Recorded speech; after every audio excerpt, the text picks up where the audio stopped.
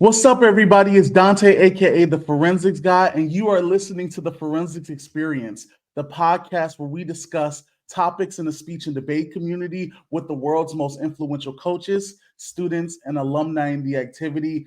And today, I am so honored to be sitting. Oh my gosh, this is amazing. This literally the creator of my favorite POI of all time is here. I don't even want to go that much in depth. I just want to give her the opportunity to introduce herself and let her know what she does in the speech and debate community. So feel free to take it away, Ella.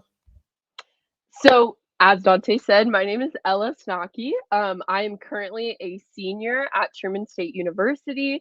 So, I graduated from the high school world in 2020, but that was not the end of my speech and debate journey. I have continued competing throughout college. So, I'm kind of looking at the real end to my career here in just a few months, which is very intimidating. But yeah, I think um, one of my best known moments was in 2019. I was the 2019 POI National Champion for a piece I did called Debate Like a Girl. But since then, I've done a lot of different events that are not POI. So I enjoy a lot of different different events within the activity. I like growing and changing and trying new things. So a little bit of everything. Yeah, I love forensics. I think it's such a great platform for people to find their voice. And Yeah, yeah, I'm really excited to talk today. awesome. I mean, forensics is one of the greatest things. Also, I love like college is so underrated because in college you could do like every event and it's amazing. Like you could just be like, I'm just gonna 13 enter into different events and just like have so much fun and it's so great. So definitely, if you're listening and you're a high schooler and you're like, maybe I'll do speech and debate in college, absolutely do it. Forensics is the greatest. Take the opportunity.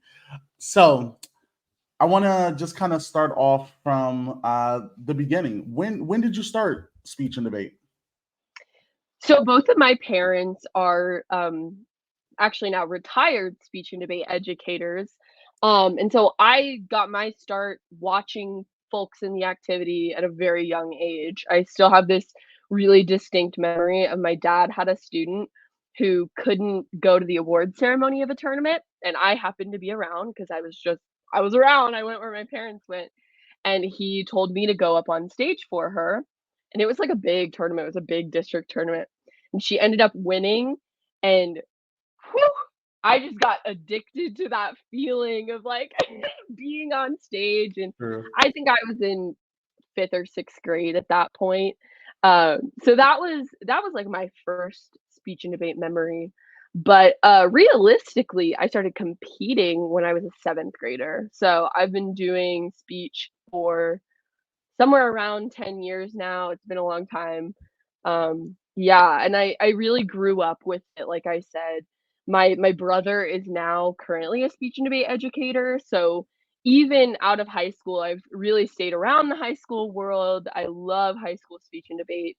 But I also appreciate like college for the like you said, just the difference and the variety that it gives you. So I've really grown up and cultivated my skills over a really wide period of time. Yeah, definite. So I'm interested because I know we all know like you're a poi goat. For those who don't know, goat greatest of all times. So it's awesome. I'm interested to see like what led to that. Did you think of doing poi at the beginning, or did maybe you do some interp stuff? What led to you deciding like probably poi is your main event?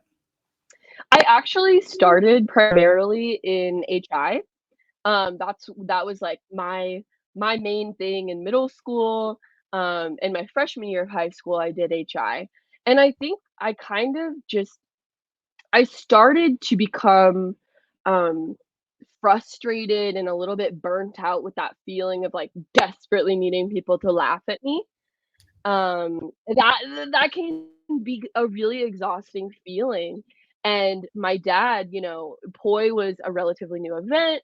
When I started doing it my sophomore year, he suggested, POI is kind of this cool middle ground. Like it uses HI skills, but it really taps into your advocacy and your voice in a way that HI often doesn't. And so I feel like, Mhm. it would harness because I was also debating at the time. He was like, it would harness your public speaking and debate skills, but it would also let you use some of that HI interp skill as well. And that was kind of what inspired me to just try it in the first place as a sophomore. And then I got the privilege of working with Andrea Ambam, who's a goat in general. She, in high school, she did oratory, won oratory, and then in college, won just about everything there is to win. So Oh, wow. she was, yeah, no, she's awesome. And she really kind of fostered that initial love of poi in me, and taught me some of those basic skills. So I was really fortunate to have people who like saw that in me and then really pulled it out, and cultivated it. Definite. I love that, and there's a lot to be said about having the.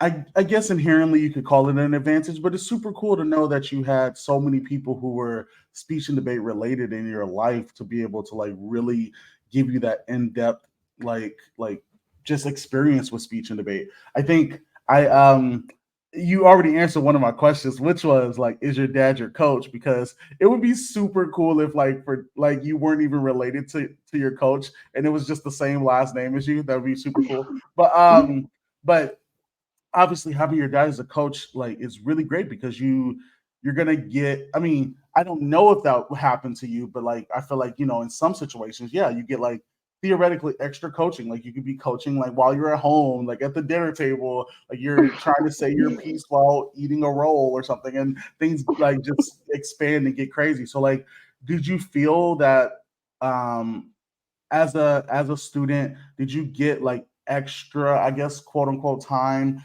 to do more speech and debate? How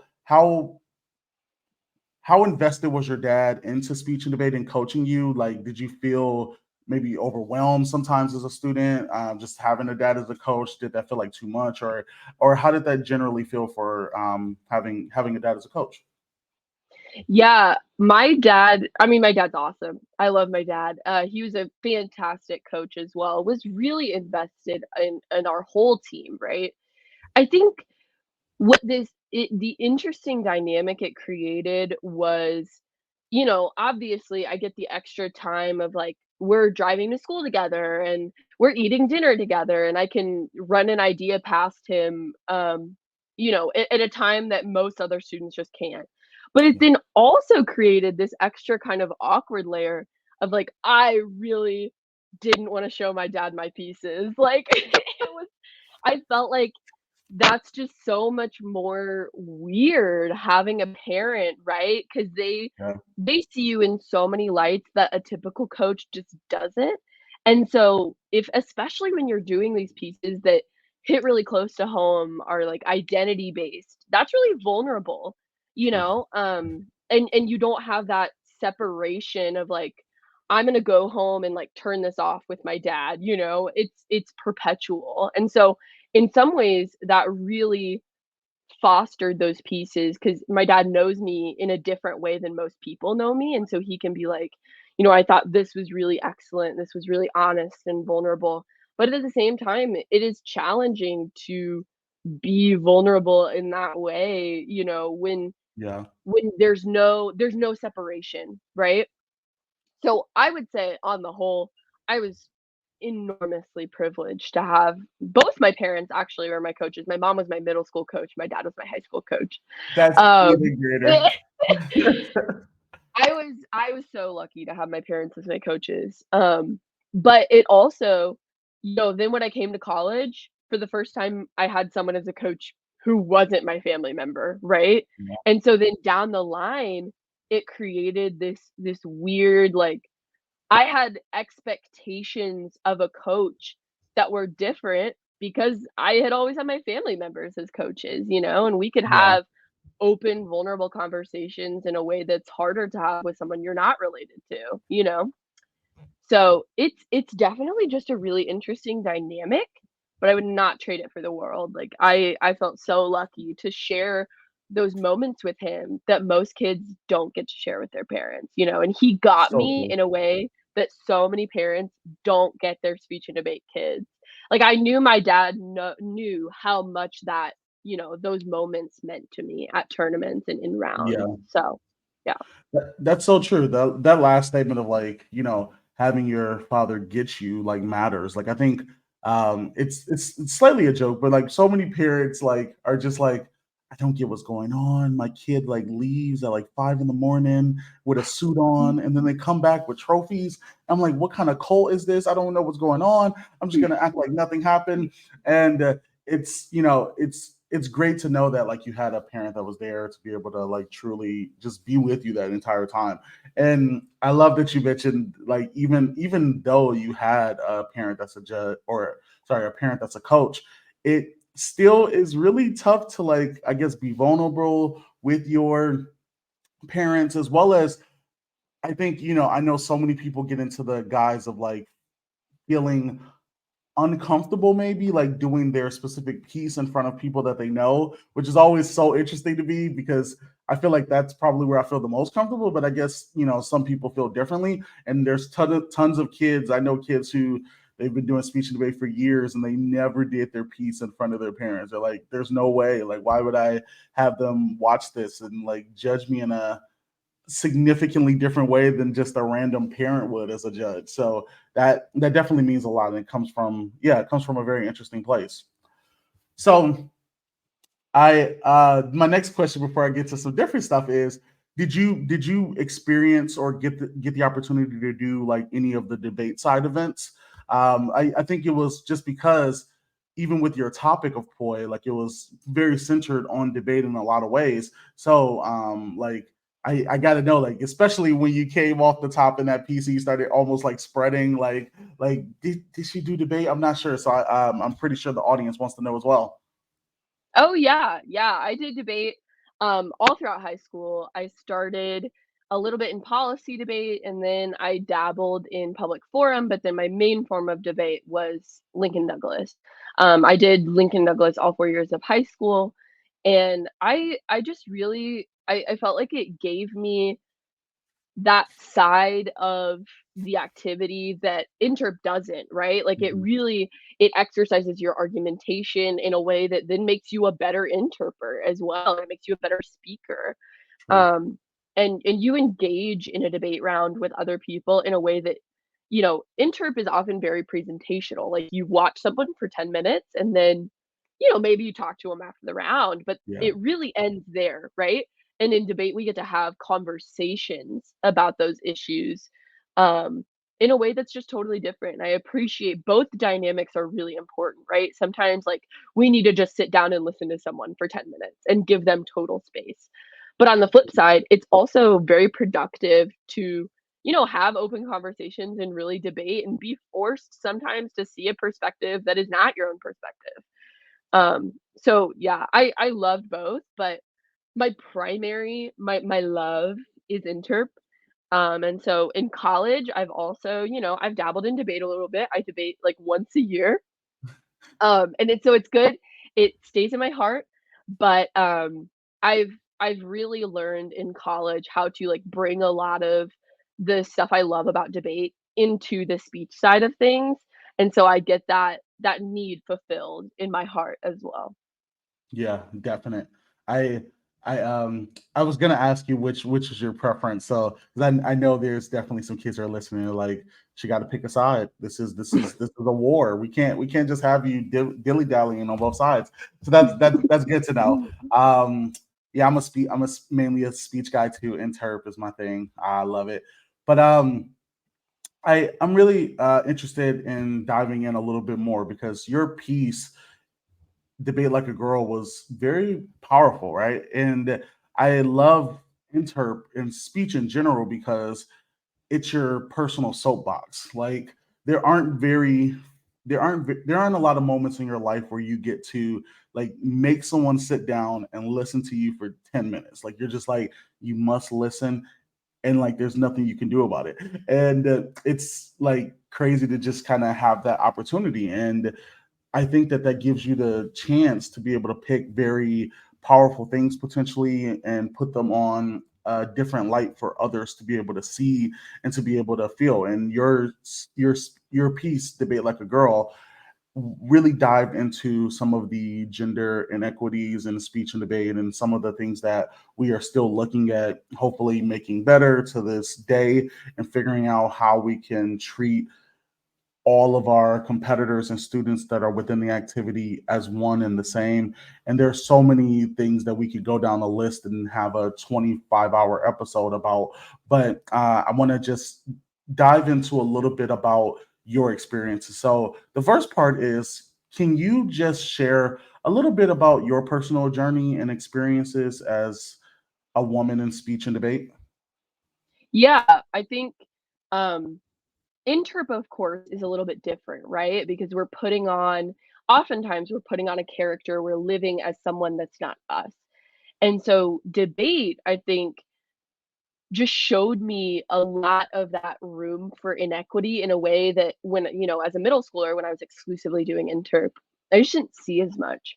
And then suddenly stepping into a role where it was me, right? Like if they were going to critique someone, it was going to be they were critiquing me. They were not critiquing my character. They were critiquing the way that Ella speaks and the way that Ella argues. And so that's much more personal. And I think it opens competitors up in a way that interp sometimes can protect you, right? Of course, there are different vulnerabilities that we expose in interp that we don't expose in debate. They're just different. Um, and I remember the first time that I really felt a gender dynamic happening in a debate round. Like I was in a public forum round, and both my partner and I identify as female, and both of our opponents identified as male. And there was just this dynamic um, of feeling like we had to be overly polite to win the judge's approval, and our opponents called us names under their breath in the round in a way that the judge couldn't hear, but that we could hear. And just knowing that to a certain extent they could get away with that um, because of the gender dynamic that was going on in the round. And as a freshman in high school and someone who grew up loving the activity, that was a really hard thing to grapple with. That just purely based on the gender roles of society, that it was like seeping into this thing that I love so much. Um, and that really made me start to pay attention to it in a lot more aspects in the speech world, right? Realizing that in the pieces that I was performing, that those were policed in a way that was different than the way that my male identifying friends were being policed, like the volume, pitch, and tone of characters is is perceived differently. I can't even begin to illustrate the amount of times that one of my best friends as an interpreter has like been told that she sounds shrill, or that her voice is kind of hard on the ears as a public speaker. And those were things that were being commented outside of the debate world, right? It's not just about the conflict dynamic. It's a personal thing that we're identifying here. Um, so it really just put me in tune with what was going on in a way that I felt like was deeper than a lot of my male opponents were being forced to pay attention to. And that was really frustrating. That was Yeah. defeating in a certain way, that I felt like I had to adapt or lose, you know? It's a competitive activity. At the end of the day, like, you want to win, and you wanna do the things that you feel like are going to, put you in an advantage. That's just the honesty of the situation, and so I felt like I needed to deepen my voice and act overly polite and accommodating of my, competitors in a way that they probably didn't have to do to me to earn the same kind of respect that I was seeking in the round. So that was kind of the beginning of my journey, right? Yeah. And then as I got older, I finally got to a place where I wanted to talk about that. And a lot of that acknowledgement was more subconscious, I think, before really, like, digging into the literature and creating that ploy. I think that put words to the issue in a way that I had never put words to that issue. And it was actually in a work session with Andrea that she brought up, "You're a debater. Is there anything that's unique to that experience that people need to hear about?"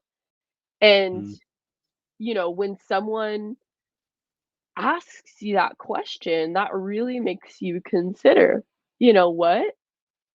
X, Y, and Z all have happened, and I do think that's a major problem within the activity, in terms of equity. So, having, not only that initial recognition just coming from me, right, in those rounds, but then also having people who kind of Socratically pulled those ideas out of me was, I think, really essential to putting a thesis statement to the issue, yeah, which is what obviously the POI seeks to do, is just label the issue, have a call to action on the issue, and identifying the implications and the consequences that come from these behaviors within the activity. Yeah, obviously, I gained a much deeper perspective on it than I had ever really considered, taking it that next step further. yeah, And then kind of the final part of the journey was, in doing that piece, all of the feedback that I received from the community. I had a lot of female identifying competitors come up and talk to me after rounds and say, "That's my experience, and, like, thank you for talking about this, because this is something that is real and it happens, and, so often we can't talk about it in this yeah. way. Um, Otherwise, you're gonna sacrifice competitive success, you know?" So, I think that the speech world gave this really unique platform to talk about that issue in a way that, in the debate world, probably wouldn't have fared as well, right? Like, we don't like being critiqued. Um, Yeah. and so I think, honestly, that's kind of why I was able to speak so frankly about it, was, like, that separation that the speech and debate side afforded me, and then just being fueled by all those other, um, female debaters who would come up and talk to me and say, "That's my experience," and suddenly every single round that I would go in and perform that piece, I'm carrying those stories with me, and that's a heavy thing to carry with you, but it also, in those tough moments, in those competitively less successful moments, those stories and those experiences of mine are what carried me through. I know that what I'm saying is really important, that there are people that know this to be true because of their own experiences. And so I had to push through that discomfort and push through negative judge comments, because at the end of the day, I think it's more important that people hear this than every single judge love what I'm saying? That makes sense. I really love that, and I think that there's a lot to be said about taking the opportunity and doing something that, it's weird because I want to say doing something that is controversial, and like I stopped because immediately in my mind I'm like, damn, like that shouldn't even be controversial, but it is, and that's super important because we need to get to a place where like that shouldn't be the case. And I think that there's so many things, and it also just reminded me of like the thought in my mind that's like, it's it's not even just the stigma of being a woman in debate. There's an additional portion that I've always thought about, and it's the idea of like things that are even perceived as femininity in debate. Like I've seen like some debaters like or speech and debaters who've been like identified as male who have had similar like experiences because maybe they're a man who's born with a voice that sounds more feminine, and they're told in those same respects to like speak more manly, speak louder, speak this and this way, and doing those things, and in the same time with like your physical mannerisms and everything. And I think that that is super unfortunate. And it's definitely something that we need to like figure out how to fix. And obviously social issues are very tough to fix, right? And this is why I think that these I don't want to hype myself up too much, because like I'm trying to do these type of podcasts and these episodes because I think having these conversations are important in the speech and debate community, because hopefully that the more people will listen, the more people will be like, oh snap, I've never thought about that. Or like I always, maybe I'm too optimistic, but maybe there's just a portion in my head that's like, hopefully somebody hears this episode. Maybe those two PF debaters that you debated, that you told that story about, hear this episode and they're like, oh snap, I did not realize the pain that I may have caused her when debating at that time when I was younger. And I mean, we still have to remember, speech and debate, like these are children doing this activity. So like that story, I don't know, maybe you were a freshman or something of that nature. Everybody's 13, 14. There's a lot that you learn from being 13 to the age you are now. And hopefully more people will see that, and those people will hopefully be mentors to change the entire scope of speech and debate. I guess overarchingly, that's the most that we can do. So I definitely appreciate like these type of questions and your answers to these questions. So the next question that I want to ask, this will feel like, I guess you can answer this in two ways, maybe either policy or socially, but I am interested in just kind of seeing, for someone who's had this type of topic and performed it at a high level, is what basically, how do you think speech and debate can create a more inclusive and welcoming environment for women? Yeah, I think um a lot of what we're doing right now in terms of like trainings that are being afforded and required of judges, I think that's a huge step. Because as you said, just having these conversations can do so much to flag in people's minds, Yeah. okay, this is something I need to pay attention to, right? Um, and that reminded me of like one time that I did the piece. I had a male judge come up to me after the round and he was like, I just wanted to thank you because I was that debater in high school. I was a male policy debater who every time I saw that I was debating female opponents, I immediately um downgraded the level at which I needed to perform in that round. And so I think having these conversations is the first step, is alerting judges to pay attention in a way that they might not be predisposed to paying attention. I think also it's so much bigger than just the speech and debate world, right? I think that oftentimes what we observe happening within speech and debate is just a microcosm of what's going on in the bigger world. And so we need to be pushing for inclusivity, for just appreciating femininity within Yeah. public speaking and leadership in so many more areas, and I think that'll have a spillover effect into the community. When we have um, more feminine leaders and feminine public speakers and appreciating the dynamic that that brings to a space, we're gonna start to appreciate that more within the community as well. So I encourage people like in those avenues of life, like whether it's something completely unrelated to speech and debate, support support femininity, right? Yeah. Like don't participate in those behaviors and actively encourage other people um to check their biases on that front as well. And then just policy wise, like I said, I think pushing um pushing trainings, pushing these these caucuses and leadership groups that are actively looking out for underrepresented groups within the community is super important. We need to have just just people existing in the space who identify with these groups that have been historically underrepresented or underappreciated within the speech and debate community, because that's going to create a ripple effect of when we have leaders who not only care about the issues on an empathetic level, but like actively experience the issues, that's going to create an effect for judges who Yeah. recognize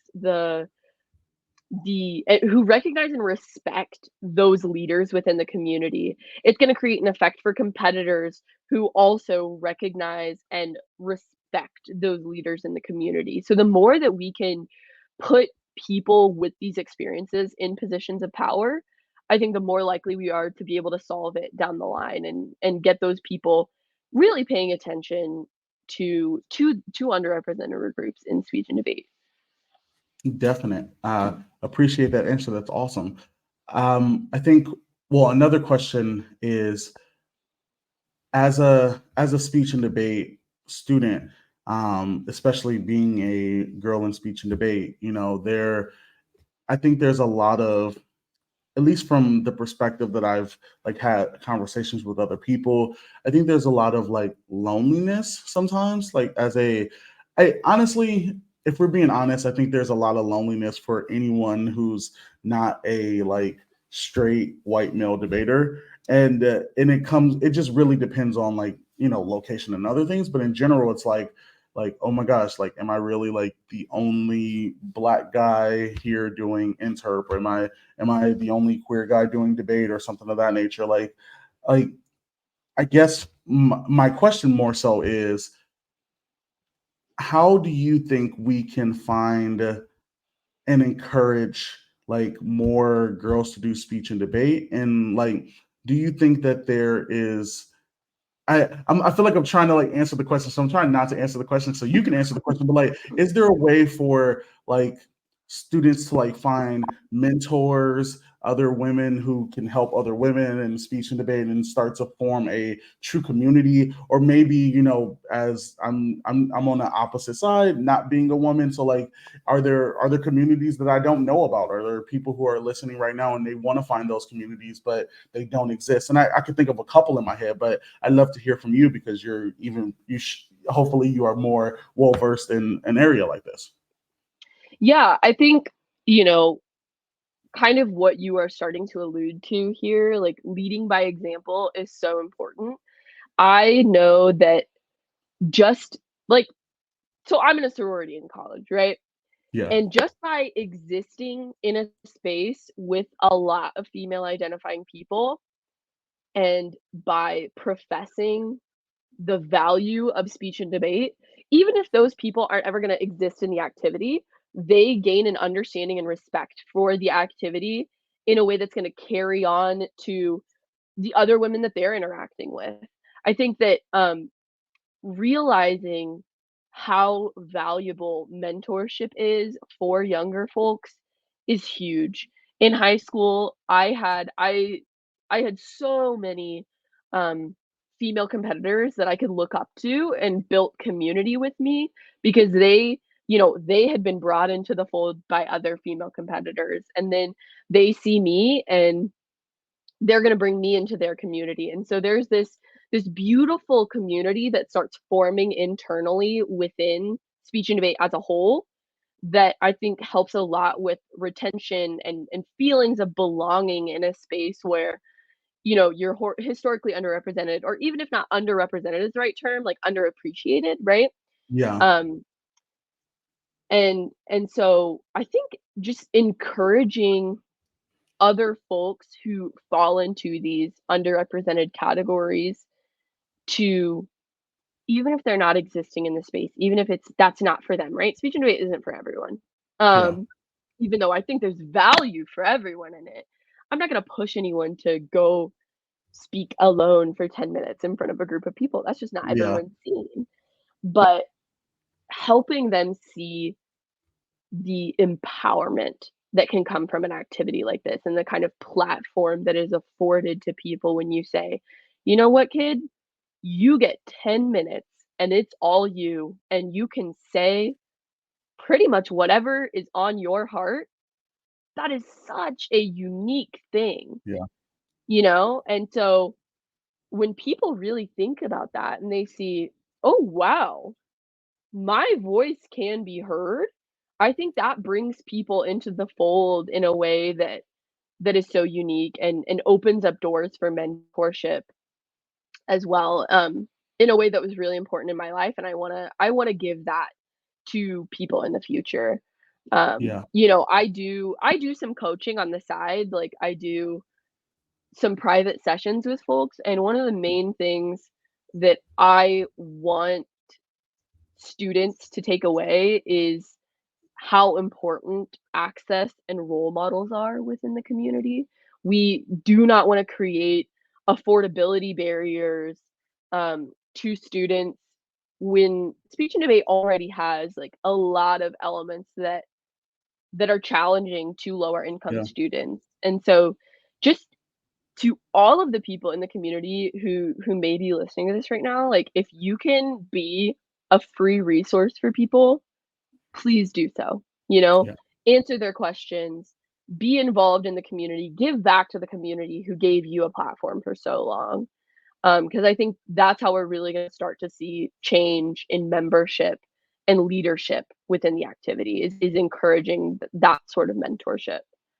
Yeah, I totally agree. I think you said so much that I want to talk about. I'll probably go backwards. I was like, I don't know. I'm always wondering. I don't know if people can see me writing, like as I'm writing, but like it's weird because I'm always worried that like as I'm like on the episode, like I'm not paying attention, like I'm just like writing or something. But I try my best to like write and look down, but make it look like I'm looking at you. But anyway, um, I think the community thing is super important. And I've been looking at like ways that I think we can make this work.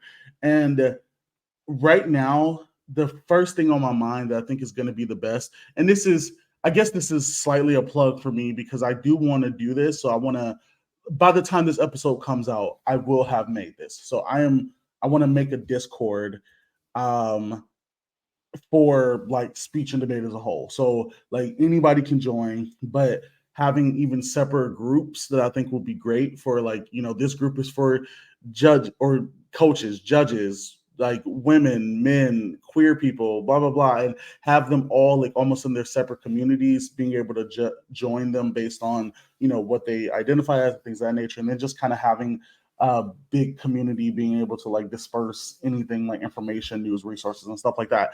Because at the end of the day, I think that there is so much that is like privatized in speech and debate. And while it's not my favorite, I understand that's how it works. I mean, I also, do private lessons and things of that nature. You can't really jump away from that. Unfortunately, the education system doesn't like pay enough and other things. And there's so many in-depth things that make it extremely hard for speech and debate that other things have to happen in some way. So by the time you hear this episode, if you're listening, I will have a Discord up and I'm going to have a link to it. So if you want to join, please do. For anybody who's alumni, whatever, it doesn't matter. Next thing is, I just want to mention, okay, so this is very interesting. I think that when you say speech and debate isn't for everyone, I do agree, but I also think like that speech inherently should I say it should be for everyone or it can be for everyone? I think can be for everyone maybe is better. And I mention that because I think that I've seen so many students who I think all it takes is something that you're passionate about. I think once you find something that you enjoy, something that you love, it like speaking about it in any platform will be great. I really do think that because everybody wants to disperse their like artistic abilities in some way. And by like your piece, Debate Like a Girl, it was something that you were passionate about, something that you felt strongly about. So getting on that soapbox and expressing your thoughts and opinions and facts and everything was super easy because you loved it. And I've seen lots of students, once they found something they love, they did extremely well. I remember having a student who she got second in the state that year in middle school, like after not really thinking that she wouldn't love the activity. She did. In Wisconsin, we have this really different event in middle school called Moments in History, or is it in high school too? I can't remember. It's been so long. I miss Wisconsin. Anyway, like in middle school, definitely though, they have Moments in History, and you take like a different year, like a period, like maybe like a decade or something of that nature, and they switch it every year. So maybe like the 1960s, the 1970s, whatever.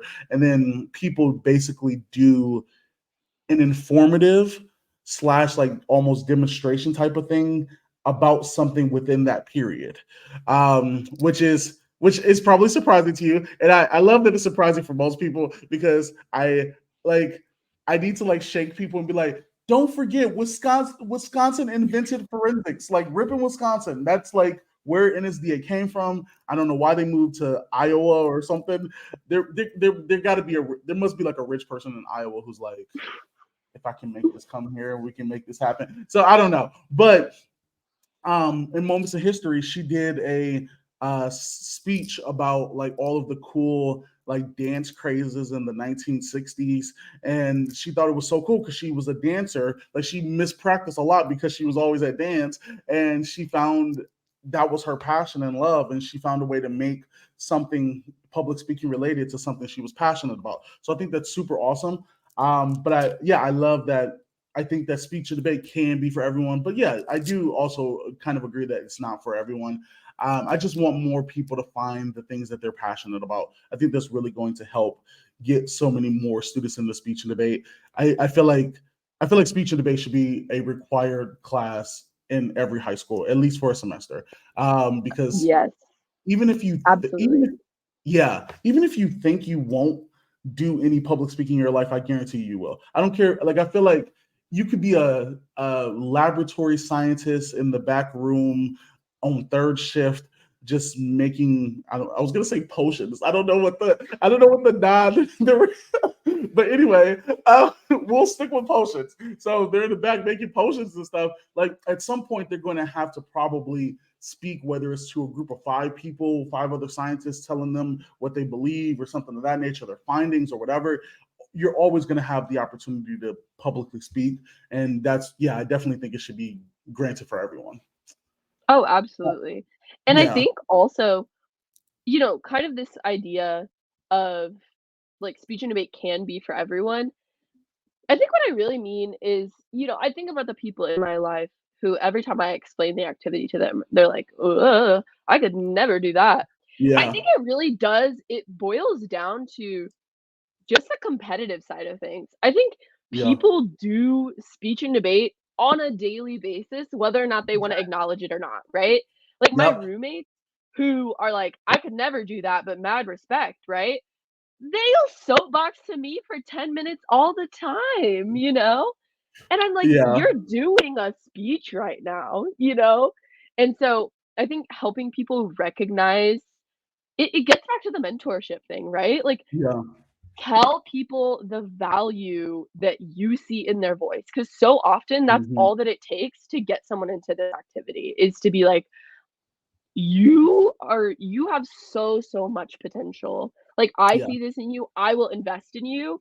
It's as simple as that to get folks who might even never would even consider being, a competitive speech kid, Yeah. to see, oh, maybe, maybe my voice does have some value. Maybe my words are like worth something, And like I said, is everyone probably gonna take to that idea?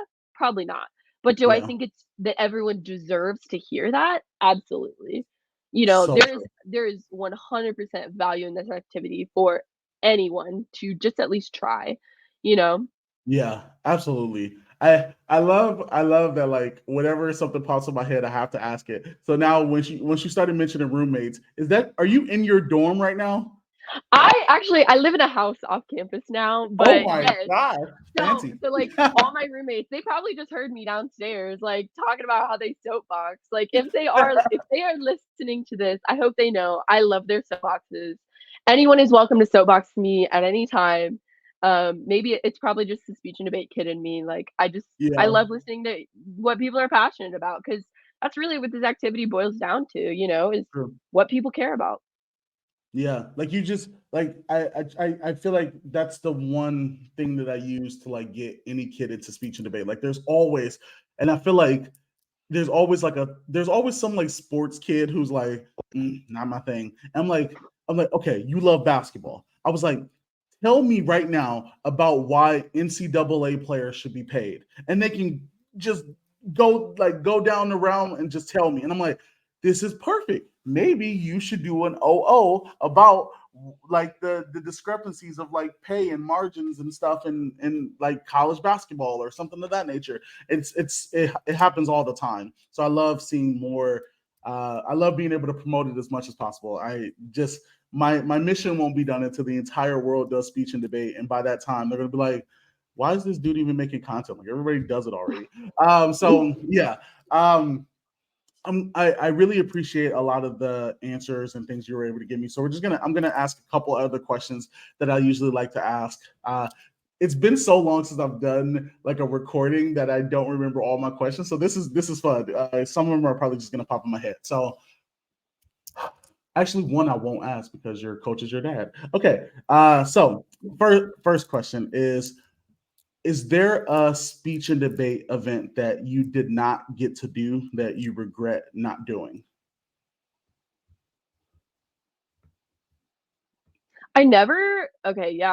Yes. I've never done oratory. And in college, we have an equivalent event. It's called persuasion, and I've never Yeah. done persuasion. So I don't really know why, right? Like I think have I have passions. um, Yeah. I enjoy public speaking, and just for whatever reason, I've just never used that as a medium to talk about what I care about. And Hmm. it honestly, I think it's because I'm scared of going up for 10 minutes and saying, this is Ella's opinion on something for 10 minutes. Because at least in debate, right, you're hiding. You are using the side that you've been assigned to express an opinion. So it's like maybe this is Ella's opinion, maybe it's not. And in interp, you're using characters to illustrate a point. And that's also different. And so I think oratory and persuasion are so stripped down and individualistic in a way that I've just honestly always been intimidated by, you Hmm. know? It's intimidating to be like, and I'm Yeah. gonna stand here and talk to you for 10 minutes about something that I'm gonna say is my opinion, you know? I I love that. I also love to consider that, for those listening, there probably somebody listening who thought the same thing that I was thinking, and that is that like your poi is the same thing. You're just basically doing it in a more of a performance way. So like it's the exact same thing, and I love that though. Also, like this is my plea. Do at least one persuasive tournament and you might love it. It might be your new thing and you'll forget all the other events exist. We don't know. But definitely try it out. I mean, are you a sophomore? No, wait, you said 2020, so you're a junior? I'm a senior actually, so She's growing up I'm so on my fast. way out. I That's know. crazy. I'm sick. Yeah. Oh No, the man. thought of leaving this activity is ugh. I Well, don't know who am I gonna be, you know? I mean, I'll still be yeah, around. No way I can leave, you know? yeah.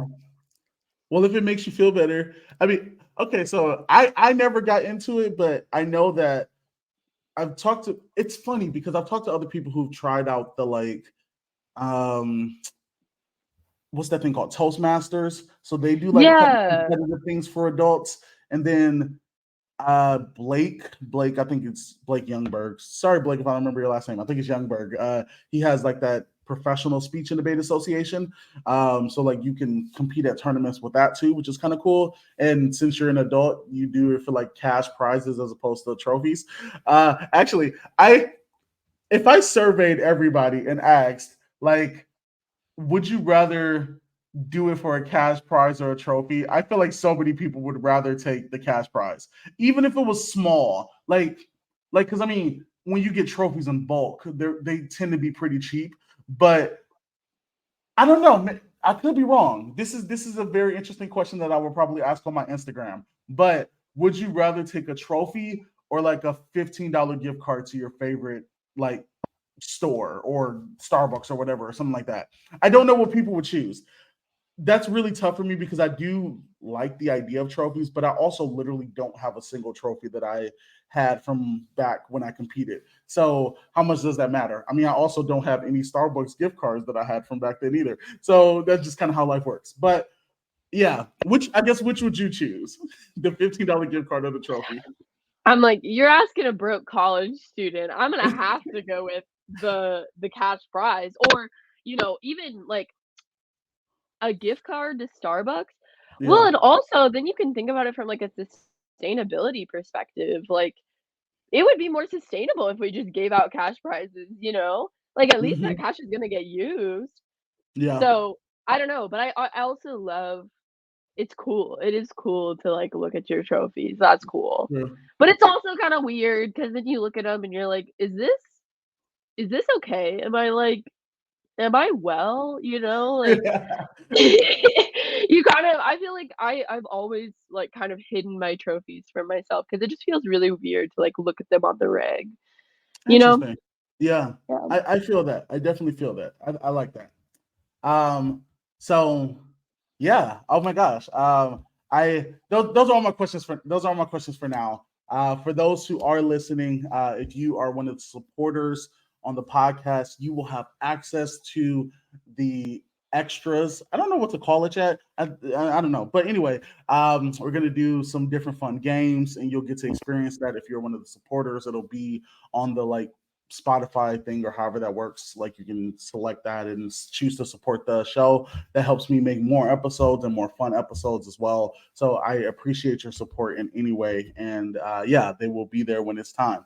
Now, in regards to the episode that all of the general population is watching, um, we are done. And this has been an amazing episode. And I am so appreciative of you, Ella, for coming on and just giving us your experience and learning more about you in speech and debate. So for anyone else who is listening, they're like, oh my God, I love Ella. She's the greatest person of all time.